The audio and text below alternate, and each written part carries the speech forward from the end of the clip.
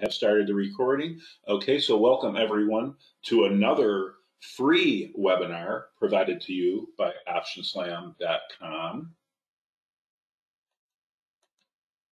Please read and understand the CFTC rule before you risk your hard-earned money in the markets. Our disclaimer tells you that we are not licensed financial advisors, nor are we registered investment advisors. Therefore, we do not provide investment or financial advice, nor do we make investment recommendations. These webinars are for educational purposes only. Okay, I am Marco. And this is my email address, optionslam.com@gmail.com. Love to hear from you. Please feel free to email me at any time. I answer almost all the emails myself personally, and I love chatting with traders. This is a slide that I suggest you take a screenshot of, print it out, hang it on your wall. Especially newer traders, this will help keep things clear in your mind as to what you're involved in when you buy or sell a call or a put. Okay? We won't spend any more time on that. We've spent some time on this slide in the past. Let's move on to our presentation of the day. Credit spreads. A quick review. Created properly will profit if the stock goes up, down, or doesn't move. This provides you an opportunity for high probability of profit. Three ways you can win. If the stock goes up, if the stock goes down, or if the stock doesn't move at all. The only way you lose is if the stock goes in the wrong direction. Credit spreads are directional plays. So if you're a bullish credit spread and the stock goes down, you can still win as long as it doesn't go down too far. If you're in a bearish credit spread and the stock goes, you're going to win if the stock goes down because you're in a bearish credit spread. It's directional. If the stock stays the same, you're going to be a winner. If you've designed the strategy properly with at the money or out of the money strikes, that is. There is a possibility if you design the strategy within the money strikes, then that statement might not hold true. But if the stock goes in the wrong direction, as long as it doesn't go through your short strike, you're still a winner. So high probability of profit. Define risk. Know your maximum loss potential from day one. So you know what the worst case scenario is the day you put the trade on. Only two options are involved. It's simple to understand and set up. There's only two options involved. They're both either calls or both either puts, depending on whether you're doing a bearish or a bullish strategy. Very high probability of profit, as I have already talked about, and you can win in three directions, as we've already discussed. If the stock goes in your desired direction, if the stock goes sideways, or if the stock goes in the wrong direction, but not past your short strike. Managing winners and losers is the subject of today's discussion. A trade plan is essential in managing a trade. You need to know and have an idea and a concept of how you're going to manage the trade if things go well for you or if things don't go well for you. This should be built into your trading plan. You should know what you're going to do before it happens. So when you initiate the trade, know how you're going to react if the trade goes well. Know how you're going to react if the trade does not go well. Your initial intent when entering a trade should be well defined. In the case of a credit spread, specifically, that is, in the specific case of a credit spread, Your trade plan should include a profit target and a stop loss. Now, your profit target might be maximum profit. Maybe that's your profit target. Maybe you're not going to settle for anything less. Or maybe you're willing to settle for some percentage of maximum profit, and when you reach that target, you're going to close the trade. Same with a stop loss. Maybe you're willing to accept maximum loss, or maybe you're not. But either way, you need to define that going in on day one so that when the trade comes to a certain condition, you've already got a plan of attack, a plan of action. Now, your profit target can be 50% of the max profit, for example. Okay, if the max profit's $1, you reach 50 cents, close the trade. It's simple. You put the trade on. When it gets to half of my maximum profit potential, I close the trade. That's the beauty of credit spreads. They're very simple to put on, very simple to take off, very simple to manage if you do it this way. And a stop loss could be the same. It could be, for example, 50%. If I reach 50% of the maximum loss possible in this trade, don't forget, we already know what the maximum loss is. It's, as you guys know, it's the difference between strikes minus the credit that you took in. The strike spread minus the credit, that's the maximum loss. Not going to go into that. We talked about that in the last webinar, I think, in enough detail. Or whatever you decide. It doesn't have to be 50%, doesn't have to be 100%. It can be some other number. Maybe you are willing to accept max loss, maybe you're not. But keeping it simple is a great way to manage and control risk in credit spreads. High probability of profit, gotta love it. Defined risk, gotta love it. Simple, gotta love it. As discussed in the previous webinar, credit spreads are simple and straightforward, easy to put on, and potentially easy to manage. Potentially easy to manage. There are more complicated ways to manage credit spreads, and we're going to get into that today. We can't talk about every different adjustment there is available because we just don't have enough time. But I'm going to key in on a couple of the most common and most sensical adjustments to manage both winning and losing credit spreads.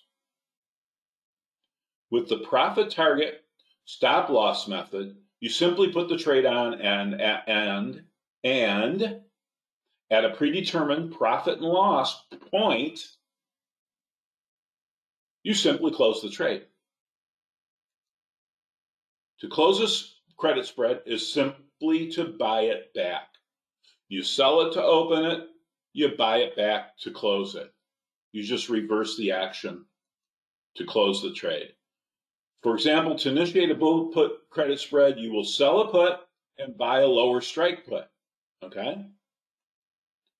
To close the same trade, you do the opposite. Buy back the one you sold and sell the one you bought. It's very straightforward. More aggressive management techniques. There are many ways to manage your credit spread positions. Most will add risk. Most of these adjustments will add additional risk. If you're trying to, that is, if you're trying to defend a losing trade. Not necessarily true if you're trying to lock in profit or enhance the profit of a winning trade. In the case of managing or defending a credit spread, I call many of these techniques or adjustments, if you will, I refer to them as delta hedges. We're not going to get too much into delta hedges today, but for example, one delta hedge would be you got a trade going against you, convert your credit spread into a back ratio. This is done by adding another long contract at the same strike as your existing long. So, for example, let's say you have a credit spread that is a hypothetical number. We have a bear call credit spread. We sold the 100 strike and we bought the 110. Okay? Sold the 100, bought the 110 call. Bearish strategy. Stock starts going up the wrong direction. I can buy another 110 call, thereby converting my credit spread into a bullish back ratio. Now I'm short the 100 and long 2 of the 110s. But I just did a flip-flop. I was bearish, and now all of a sudden I'm bullish. Well, maybe I've got reason to be bullish. Maybe a bunch of analysts came out the day after I put on my bearish trade, and they all upgraded my stock, right? And now the stock is climbing higher, and it looks like it's got legs. I need to do something. So this is one way, but it is a flip-flop. But we're not going to get into that. I'm going to talk about some more common ways to do it. I just want to give you an example, and there are many other examples of other ways to manage these that we just don't have the time for. I'm hoping that we have the time to talk about the adjustment techniques that I do wish to discuss today.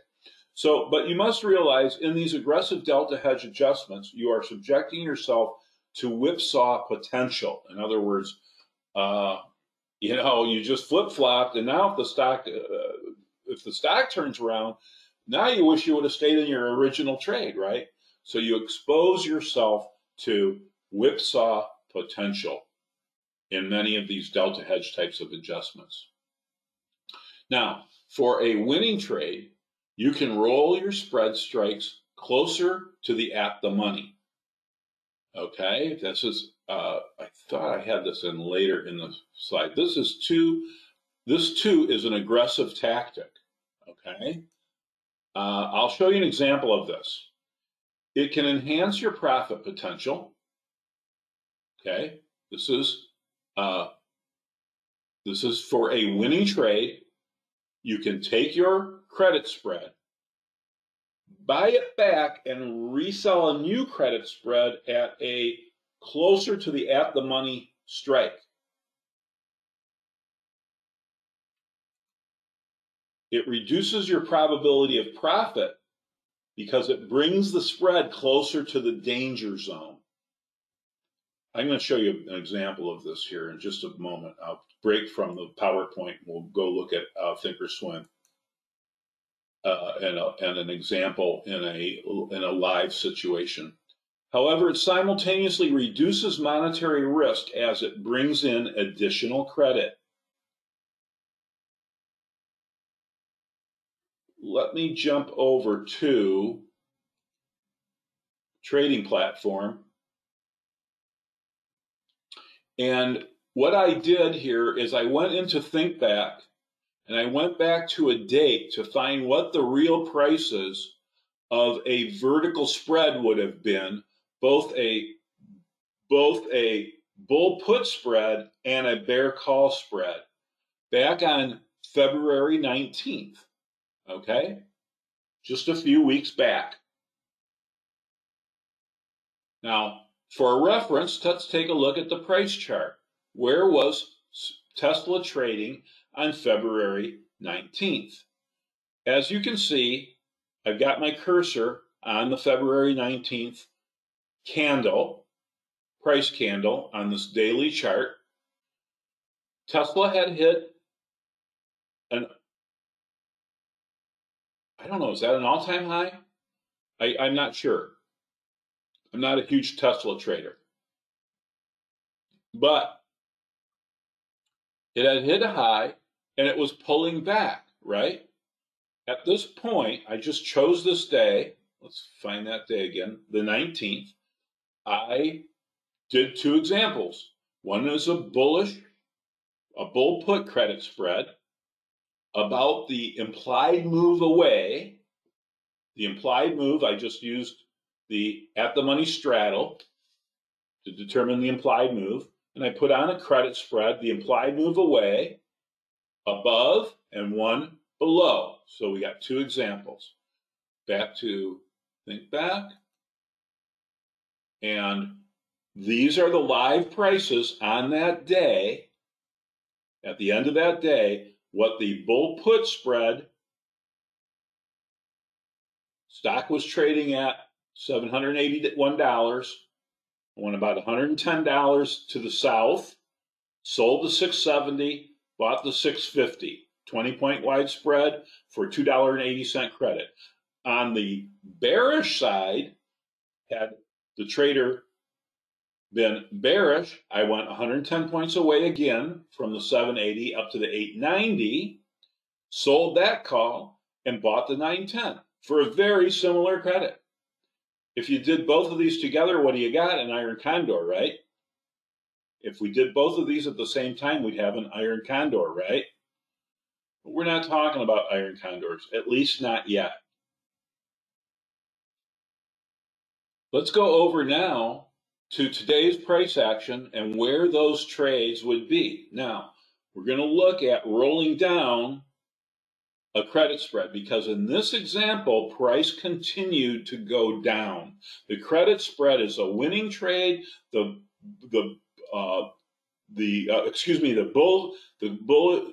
bearish call credit spread is a winning trade. The bullish put credit spread is a losing trade at this point, given today's live pricing.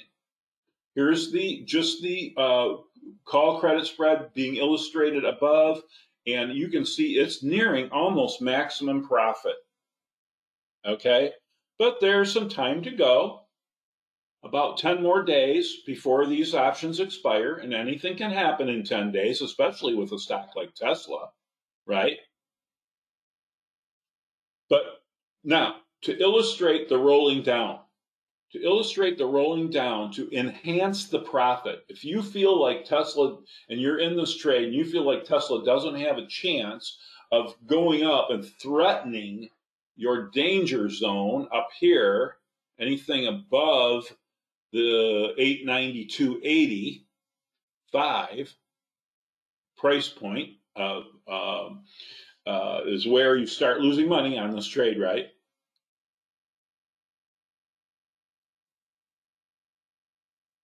And so one thing you could do if you wanted to enhance profits is you could roll this whole spread down to another price point where you feel is maybe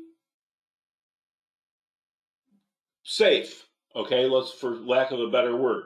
Let's say, for example, the 750. Take your short 890 and roll it down to the 750. Take your long 910 and roll it down.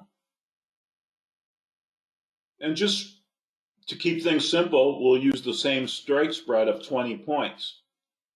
So what did I say, 750? Here's how we would do that. We would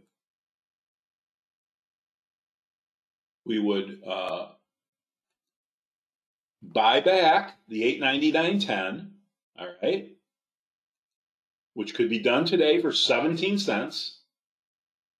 And then at the same time, resell the 750, 770. So I'll have to go into simulated trades and using live pricing, holding my control key down, 750, sell the 750, and buy the 770. And what I've actually done now is I've implemented a roll down by executing what's known as a call condor. It's not an iron condor, it's a condor with all calls, okay? And it essentially buys back my 899.10 and resells another credit spread at lower strikes, bringing in an additional $1.79 credit over the $2.85 that I've already collected. What does this do? to my trade situation. So here, back to the original trade. The original trade has what, about almost just over $1,700 of risk, right? 20 points spread minus 285 credit would be $1,715 of risk, okay? But when I roll my spread down, I bring in another $1.79 of credit. Now my risk is down to only $1,500 and some dollars instead of, what was it, 17, 15, I forget. But I've reduced the amount of risk. However, I've also reduced my probability of profit because I brought the danger zone, what I call the danger zone, anything above the break-even point is where I start losing money, right? I brought that danger zone from way up here, far, far away, down to somewhere substantially much closer to where price is actually trading. All right, so that is one way you can adjust a winning trade and make your winnings even better than they were potentially available from the get-go. So back to our presentation.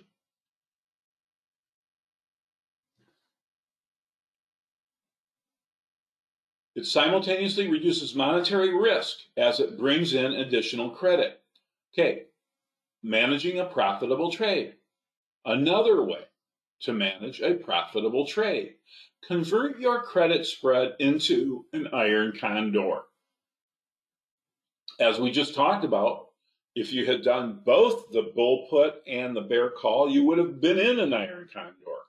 But what I'm talking about now is enhancing a winning trade.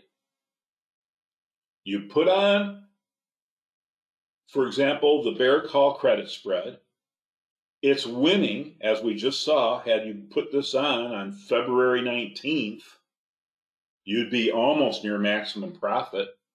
You could just sit back and enjoy the sun and crack open another cold one, whatever, and wait for those options to expire. You could just close the trade now and lock in. That'd be the smart thing to do, just lock in the profit. Or you might be a little feeling greedy. You have a winning trade on, the stock's gone in the right direction, in your favor. However, you believe it is somewhat oversold or overbought now, whatever the case may be. You can now add another credit spread on the other side. In other words, in this example, the example that we sold the call credit spread, we might now think, you know what, Tesla's overbought. I don't think it's going down anymore. In fact, I think it might have found a bottom. Today it's having a good, powerful update. You know, maybe the sellers are done here for a while. You can add another credit spread on the other side, and this has great, and thereby creating an iron condor. This has great advantages over simply putting on the iron condor from day one, because you're getting in at a great advantage, creating an extra wide iron condor. Let me illustrate that back at the platform. So let's go back to our original trade. Let's lose this condor adjustment. I'm just going to delete that. And we have on our bearish call credit spread. It's way down here. Price is way down here. It was up here at 780 when we put the trade on. Remember when we originally got the credit? It was at 780. Remember, I'll just take you back to think back on February 19th. The stock was at 781.30.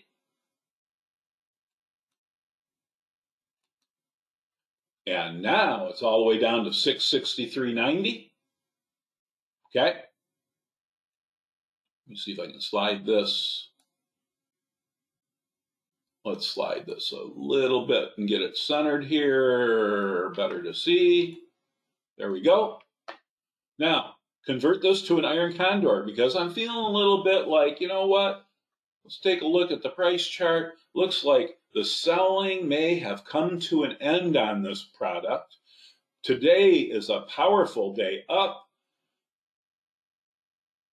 Why don't we look at possibly selling a out of the money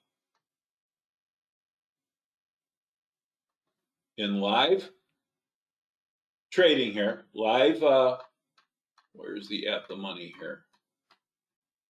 Okay, here we are at the money strikes. We could go down, 50 or 70 points, whatever makes you feel comfortable. Just for illustration purposes, I'm just going to go down to the 580, comfortably away, okay? Comfortably away, and sell that 580.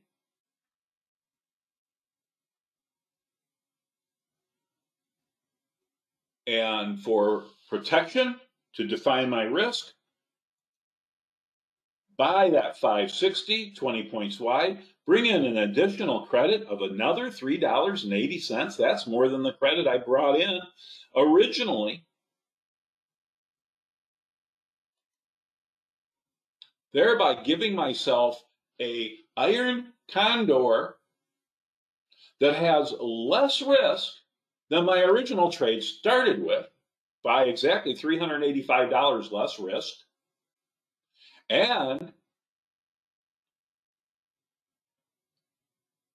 I'm doing so, adding that at one standard deviation, as you can see by this shaded zone here. Let's see if I got that right. No, I got to change that date to 3/19 to get that shaded zone. Okay, to be one full standard deviation, I would have had to go down to the 150.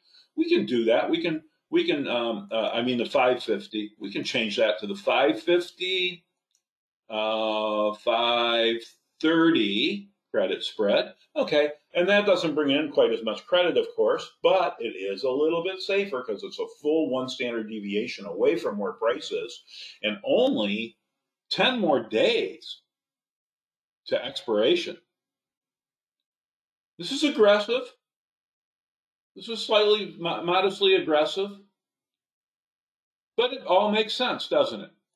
Given the price chart, given where stock has been, how much it's been sold, showing some signs of recovering now. It's something that I would definitely consider doing. All right, so there's converting a winning trade into an iron condor to enhance your profits, almost double the potential profit in a trade, and reduce your overall maximum risk substantially. However, the only downside, of course, is now I have risk on both sides. The original trade only had risk on one side with a very high probability of profit. Now I have risk on both sides. There's always a give and a take to options tradings and the decisions that we make and the actions that we take. Let's move back to the presentation. You can type your questions in the chat box there, and I'll get to them. I see there are some comments and questions in there, but I'm going to come back to those here in a little while. All right, we're making good progress and good time here, so I will have time for questions today. We're making good progress through this presentation. Managing a losing trade now. Again, in a short 1 hour presentation, I can't tell you all the different delta hedges and different ways that you can manage and defend a losing position, but I can and will and intend to cover today a couple of the approaches that make the most sense to me and that I would most commonly implement myself. defending the losing trade. Guess what? Convert your credit spread into an iron condor. Well, Marco, that's what we did to manage a winning trade. Yep, we can do the same strategy to manage a losing trade. Why? Because we want to, by adding and converting my trade into an iron condor, I will bring in more credit. That reduces my risk, meaning that my maximum loss will be less than if I just sit on the losing trade and do nothing.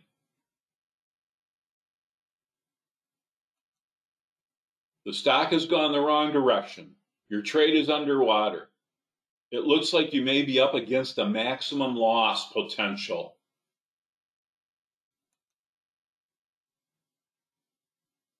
Action? Add another credit spread on the opposite side, thereby converting your directional trade into an iron condor. Example, Tesla. Let's get rid of this adjustment to the call credit spread. And let's uncheck the call credit spread, and let's take a look at the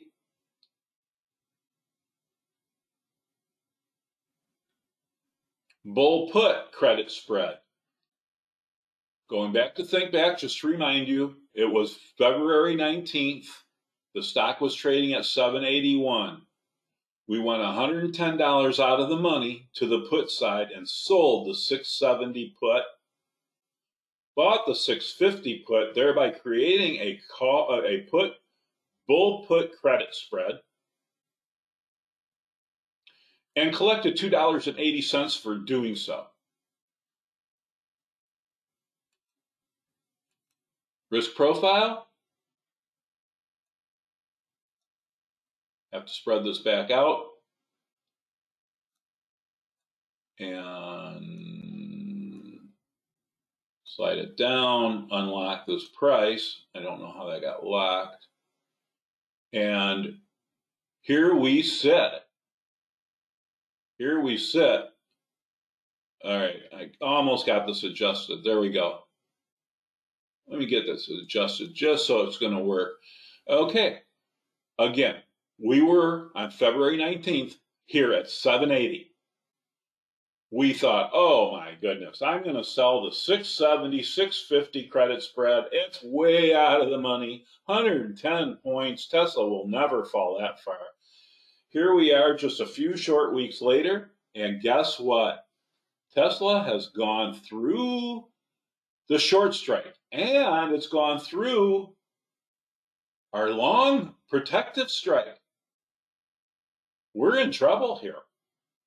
If Tesla doesn't do anything except just go sideways, this purple line representing the P&L today will just sink and sink and sink until it becomes this green line, which represents, of course, expiration day. And our losses will get worse and worse and worse as each day goes by. Or worse yet, today's recovery is a one-day wonder, and the price turns around tomorrow and starts going back down again. And then the price goes from here, down to here, down to here. Now you're losing money to delta and to time.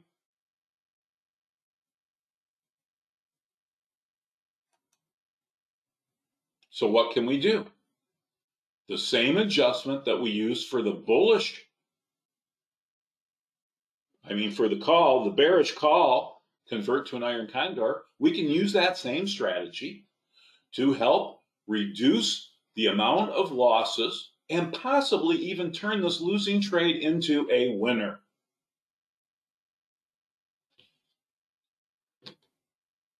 All we need to do is add another credit spread on the other side.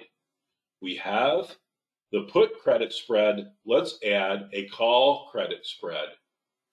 We'll go into the live options chain. We'll go to the call side of the options chain, and we'll scroll over to, for example, a 740. Let's sell the 740 call. And for protection, let's buy and define our risk. Let's buy 20 points wider the 760 call. This will bring in an additional credit of $2.35. All right. Well, that's good. That means it reduces my risk from about $1,715 to about less than $1,500. I'm doing the math in my head, and I'm good at math in my head, except when I'm doing a webinar and I'm trying to talk at the same time. Then I have to spit my gum out. I can't do all three things. Okay, so just rough ballparking it. I reduce my risk to closer to $1,500. All right, instead of the original risk. Because if I sat back and did nothing, I have a very high potential of experiencing a maximum loss on this trade. Of course, had I done, we always have the option just to close the trade, lock in the losses where they are now. I don't like doing that myself. I'm really kind of more of a fighter. I like to try to figure out a way to, turn lemons into lemonade, so to speak. So this is a way you can do that. And if it doesn't turn into lemonade, at least it doesn't turn into sour lemons where you experience the maximum loss. So here's our original trade with a maximum loss of about $1,720. And if we just sit here and do nothing and price stays the same right here for 10 more days, guess what? That's where we will be, is at max loss, $1,700. What I'm suggesting is convert your credit spread into an iron condor by selling a call. This reduces your amount of money at risk all the way down to just under $1,500, about $1,470. Now, if price just sits here and I do experience maximum loss, I'm not losing $1,700. I'm only losing $1,450 or so. Okay?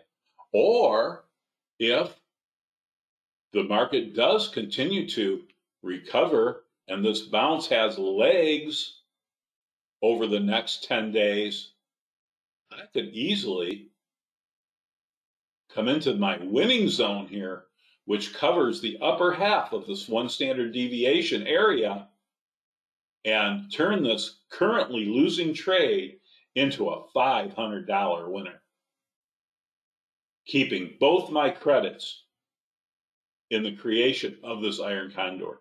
So very, very, very interesting.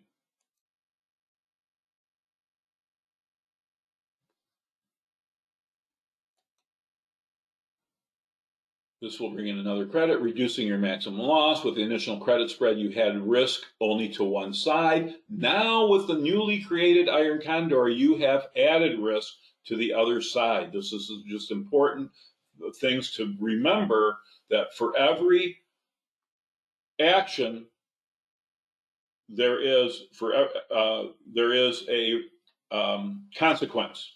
Let me put it that way. Another common strategy. Okay, another common strategy to manage a challenged credit spread. In other words, that losing bull put credit spread that we've just converted to a condor. Another way to manage that spread is to roll.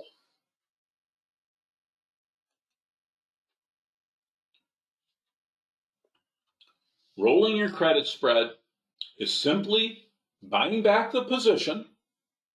Yes, you're locking in a loss, but then resell another position in a further dated expiration cycle. It's further dated, meaning it's further out in time, so it's going to be more valuable than the one that you just bought back. More valuable meaning you're going to buy one back for X amount of dollars, but you're going to sell the very same credit spread in a further dated expiration cycle, which is more valuable. It's going to bring in more of a credit than what you had to buy back the current position. Bringing in another credit now, I always want to stress that you always want to adjust whenever possible by bringing in credits in these credit spread trades. Bringing in credit reduces risk. And by rolling out to a further dated expiration cycle, we are buying time. Now, we're buying time is an expression. We're not buying time. We're actually getting paid to give our trade more time within which to work.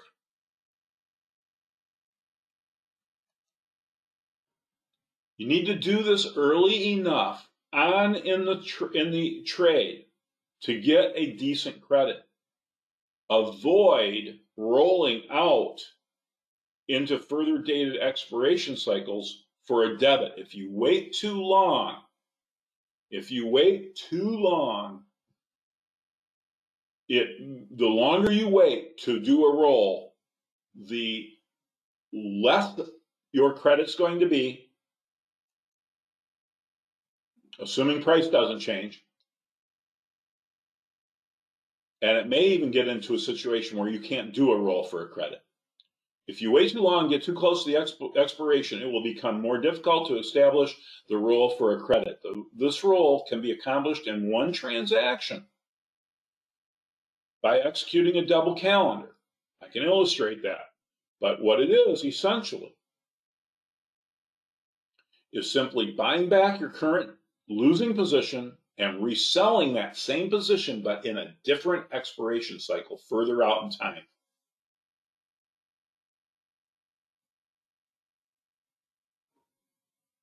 I think that's okay.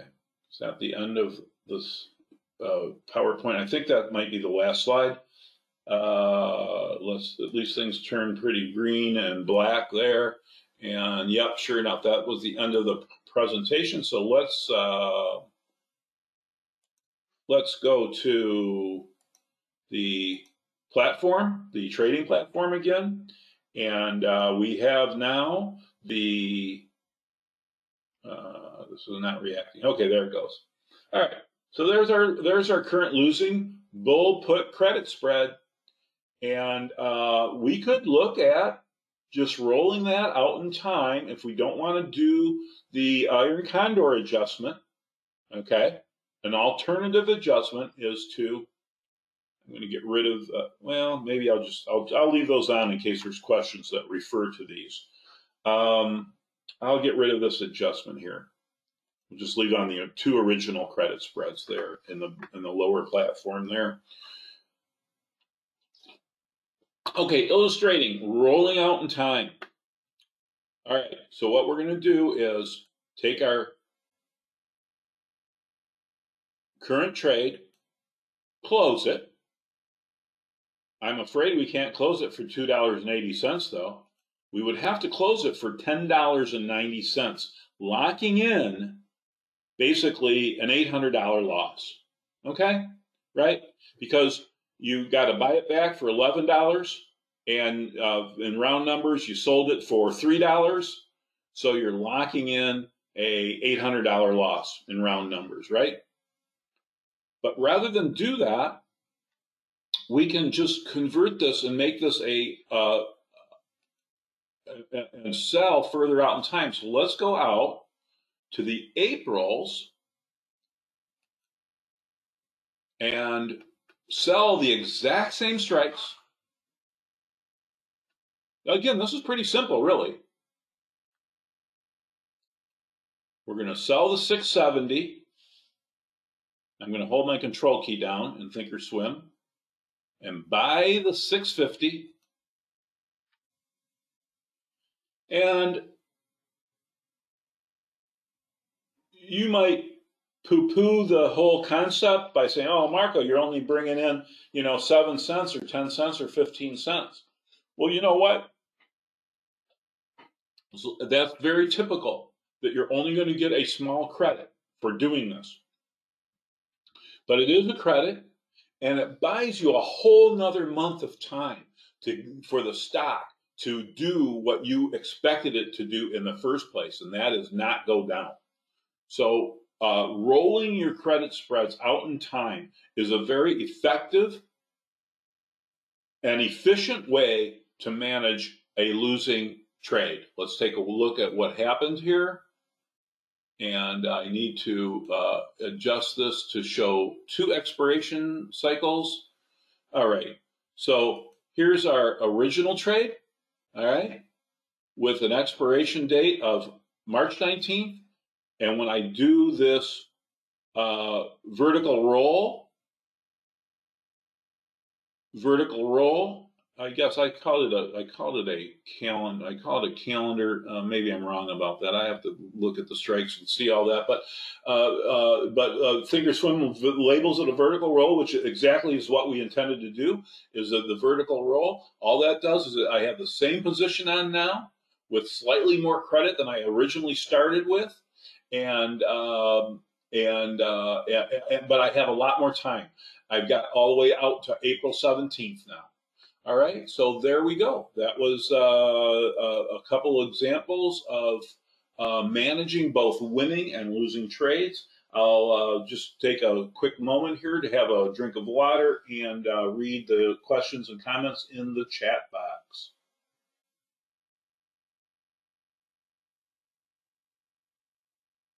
Kawi asked about gamma. Kawi asked about gamma risk for credit spreads. I did not see your email, Kawi. Did you email me? You say you emailed me. I did not see an email from you. I really apologize. I did not see an email. Gamma risk. We have gamma risk when you have a short credit spread. Gamma risk refers to how. That's what I was just saying. If you wait too late and too long into the expiration cycle, you are exposing yourself to gamma risk because gamma is the speed at which delta changes. And the closer you get to expiration day, the faster short gamma happens. So yes, definitely there is gamma risk in credit spreads if the price goes against you and towards the credit spread. If price goes towards your credit spread, the gamma works against you, not for you. Okay? So does delta, and gamma just speeds up the rate at which delta is working against you. So you're absolutely right about that.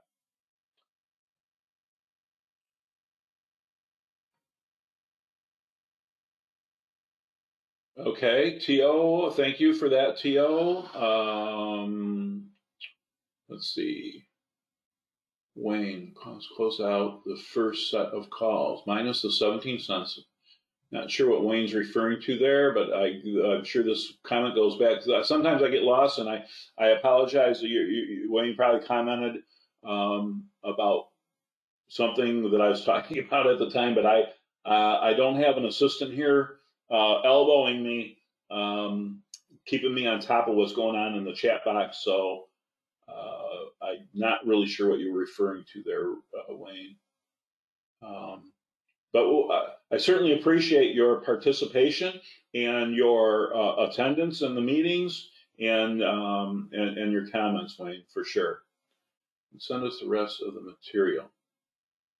The rest of the material. Nelson, I don't know what you're talking about either. I apologize. Don't send us the rest of the material.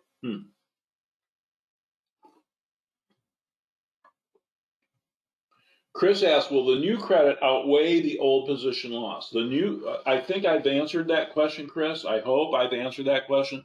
The new credit, whether you convert it to an iron condor, reduces your risk. I really like the conversion to an iron condor method, okay?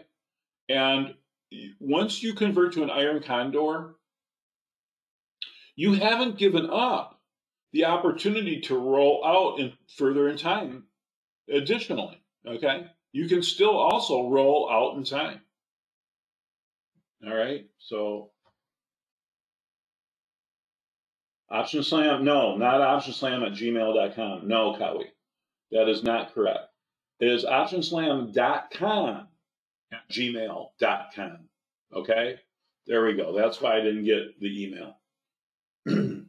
That's why I didn't get it. You emailed, it's optionslam.com at gmail.com. So please feel free to email me again. Okay? That's correct. Optionslam.com at gmail.com. Yep, that's correct. That's how you get a hold of me. Yep. CV 74760 242. Why not use the CV 890 910? Okay, so why did I choose the vertical that I chose? Albert asked. Why did I choose the vertical? All right, so I chose it. Now I think what you're suggesting is I could have been more aggressive and got more of a credit. So, and that's absolutely fine. That's just a trader's decision. I really like to put the probabilities in my favor when I'm designing trades as well as when I'm adjusting trades. And I refer to where is one standard deviation. One standard deviation tells me that almost 70% likelihood of, if I design my adjustment or design my trade to be at one standard deviation, I have almost a 70% probability of profit. Technically 68.27% probability of being right. Okay, so that's kind of how I roll. Can you be more aggressive? Absolutely. You can be more aggressive, bring in more credits, but don't forget, the more aggressive you are, when you add an iron condor, you've converted this trade into a trade that has risk on two sides, not just one side anymore. So the more aggressive you get, the more you could overshoot. I could even do this. Let's do this. Let's take this losing trade and convert it into an iron condor. This is the put trade. It's already hurting. It's underwater big time. I'm at about 50% max loss already. Let's go in and look at the. I could sell the 670 and turn this into an iron butterfly. Okay, I could sell the 670 and buy the. Excuse me, I'm on the wrong side here. I got to do puts. I could sell the 670. No, I'm on the right side. I'm turning into an iron condor. Okay. All right. I'm sell the 670 and buy the 690. All right. Now what I just did is I convert this into an iron condor. I'm very aggressive, bringing in $8 of credit. Huge credit now, right? And let's look at what the risk profile looks like. Let's take this back to one expiration. And let's take this back to the Marches, not the Aprils. I got that wrong. There we go. There we go. Now I've converted this into, now this is technically an iron condor, but it is an iron condor where the short strikes are both shared. Both the shorts are at the same strike. Both the call and the put strike is the 670. So you see, I'm short. We'll take this one out of the picture for now, just to reduce the possibility of confusion. So here's our original trade. Okay, and here's the aggressive iron butterfly adjustment, which brings in a big chunk of money, right? Reducing our risk now down to only, what, about $900? Okay, now we've really reduced the amount of risk. But the problem is we've got a very narrow place of which we can possibly win and turn this trade into a winner. And if price overshoots that zone, I'm back into the potential for losing again. That's why I like to use the shaded area, the one standard deviation shaded area, to help me design my trade to give me the most likelihood of probability of being profitable without an overshoot. Okay, but It's all up to you. It depends on your risk tolerance and I mean, that's what makes traders traders. Everybody's different. Everybody has different risk tolerance. Everybody has different expectations of what they think the market may or could possibly do. So the flexibility in trading options is fantastic, and it allows each of us to trade in our own personalized way. But that was an excellent question. Why not do different strikes? Absolutely. All right.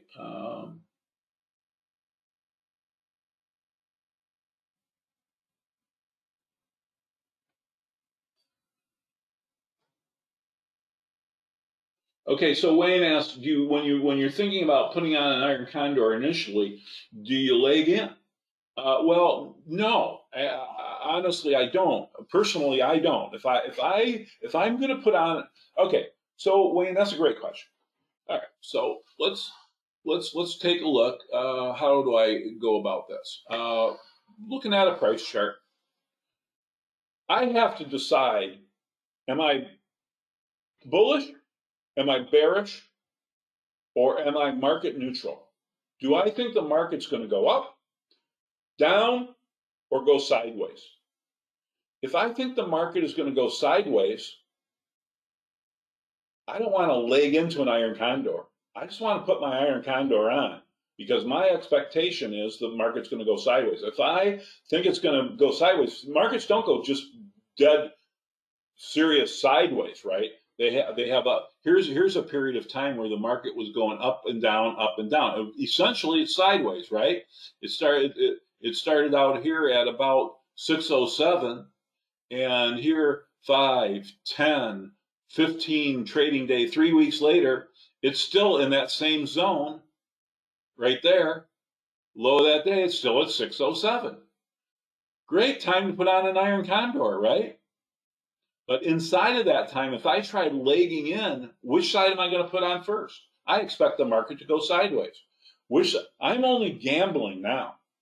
If I decide, if I have an expectation the market's going to go sideways, and I want to put on an iron condor, do I really want to try legging in and guessing which way tomorrow's action is going to be? I could be a winner or a loser tomorrow. Now, if I'm a winner tomorrow, yeah, then legging in paid off for me.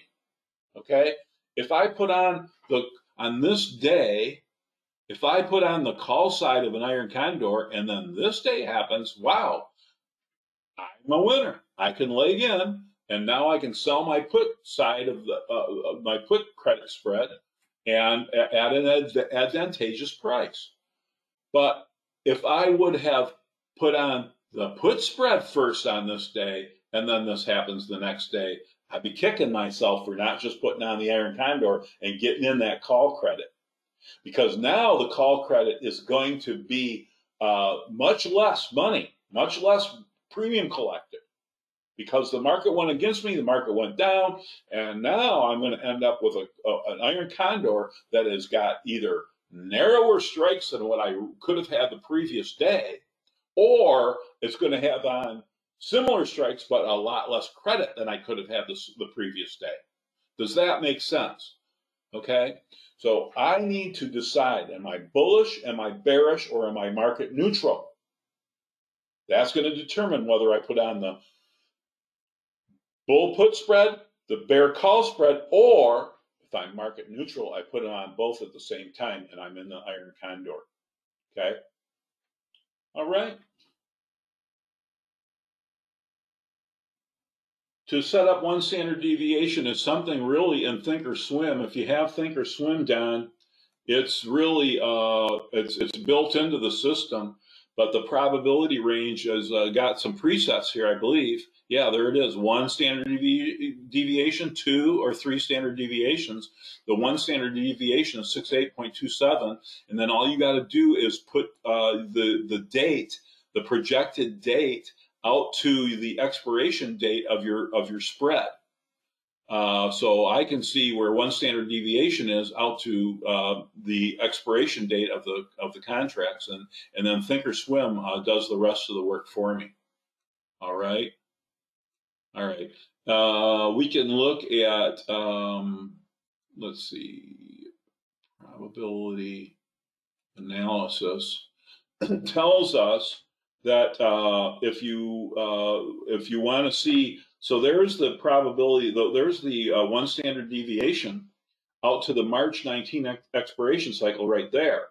Is at 560, 757 on the high side, 561 on the low side. But if you go out to the April monthly expirations, that gives price that much more time to move. So therefore, one standard deviation is going to be considerably further out both sides, all the way down to 470 on the put side or on the low side, and all the way up to 845 on the other upward side. So standard deviation has a relationship to time. Okay. All right. All right. Well, we're over time already. Sure, time flies when you're having fun.